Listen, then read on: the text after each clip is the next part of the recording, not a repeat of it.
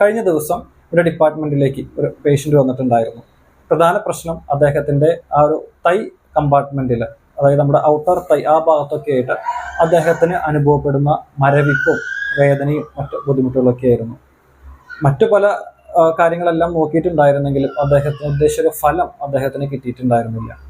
അപ്പോൾ ഒരു ഡിപ്പാർട്ട്മെന്റിലെ ഡീറ്റെയിൽഡ് ആയിട്ടുള്ള ഒരു അസസ്മെന്റ് എടുത്തതിന് ശേഷം, അതുപോലെ ഹിസ്റ്ററിയും കാര്യങ്ങളെല്ലാം എടുത്തതിന് ശേഷം മനസ്സിലാക്കാനായിട്ട് സാധിച്ചത് പ്രശ്നം ഇരിക്കുന്നത് അദ്ദേഹം സ്ഥിരമായിട്ട് ധരിക്കുന്ന അദ്ദേഹത്തിന്റെ യൂണിഫോം പാൻറ്റിലാണ്.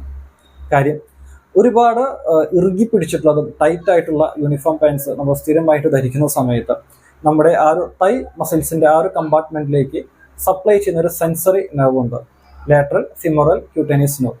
ഈ നെർവ് കംപ്രസ്ഡ് ആവുകയും അതേ തുടർന്നാണ് ആ തൈ മസിൽസിൽ നമുക്ക് മരവിപ്പും വേദനയും മറ്റു ബുദ്ധിമുട്ടുകളെല്ലാം ഫീൽ ചെയ്യുന്നത്.